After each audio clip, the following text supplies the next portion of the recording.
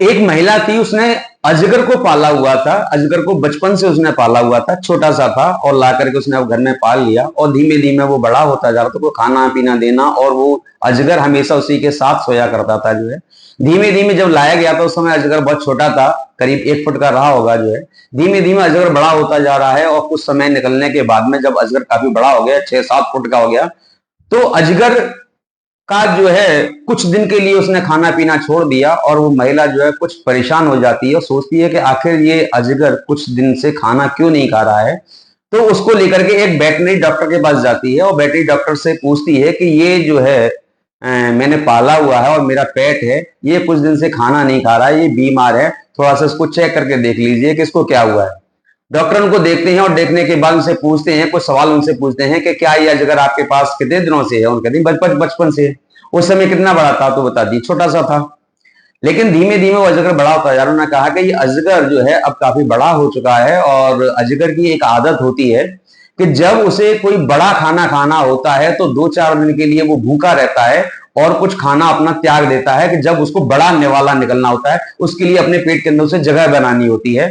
तो डॉक्टर उनसे कहते हैं कि देखिए ये अजगर अब बड़ा हो चुका है और इसको जो है खाना इसलिए छोड़ दिया है कि ये आपको अपना निवाला बनाना चाहता है। आपको कुछ ही दिनों के अंदर ये आपको पूरा का पूरा खा जाएगा, आप इससे दूर हो जाइए, आप इसको छोड़ दीजिए। महिला घबरा जाती है और उसको छोड़ देती है। तो ये घटना एक जो है घटना नहीं है, बल्कि ये एक सच्चाई है। बल्कि ये जानना है आपको जो है कि मोबाइल बिल्कुल एक अजगर की तरह से है। जैसे कि आप जितने उसके लगे रहोगे, उसके पीछे रहोगे, उसको दिनों रात उसके पीछे पड़ोगे, अजगर की तरह से आपकी जिंदगी में धीमे धीमे वो प्रवेश कर रहा है और एक दिन आपके जीवन के सुख को, चैन को और सब कुछ खा जाएगा। और जीवन में जितने भी आपकी तरक्की के रास्ते हैं सारे के सारे समय को देखते हुए सब खा जाएगा और आपको जो है लास्ट में जाकर के कुछ नहीं मिलेगा, सिर्फ और सिर्फ बर्बादी मिलेगी। तो सोचिए अपनी जिंदगी में मोबाइल और अजगर, इन दोनों में से आप जितनी दूरी बना लेंगे उतना अच्छा है। मोबाइल को छोड़िए और अपनी जिंदगी को प्यार कीजिए, जिंदगी में तरक्की कीजिए, कुछ सीखिए, कुछ अपने आप को डेवलप कीजिए और तरक्की कीजिए। तरक्की करेंगे, सीखेंगे, तभी आप जीवन में कमा पाएंगे। देखिए जीवन का एक उम्र होती है हर चीज को करने की।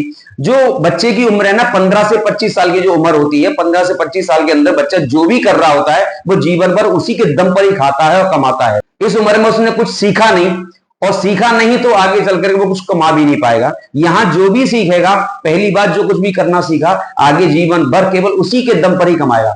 इस उम्र में जाकर के कोई बच्चा अगर मान लीजिए कि वो ट्यूशन करता है, ट्यूशन को बच्चों को पढ़ाने शुरू कर देता है तो जीवन भर के लिए वो टीचर बन करके रह जाता है। अगर वो कुछ बेचना शुरू कर देता है तो व्यापारी बन जाता है और इस उम्र में जाकर के केवल मोबाइल देखता रहे और सोता रहे तो जीवन भर के लिए वो आलसी बन जाएगा और केवल आनंद में डूबा रहेगा। कभी भी माँ बाप से जो है कोई काम नहीं करा पाएंगे और ना ही वो करने के लिए तैयार होगा और उसका जीवन नष्ट हो जाएगा, नर्क बन जाएगा। इसलिए अपने बच्चों को या खुद अगर आप देख रहे हैं मोबाइल को जो है छोड़ दीजिए। अगर उम्र है तो कुछ सीख लीजिए, उसी के दम पर ही आप हमेशा कमा पाओगे और उसी के दम पर अपना जीवन बिता पाओगे। खुश रहिए, तरक्की कीजिए।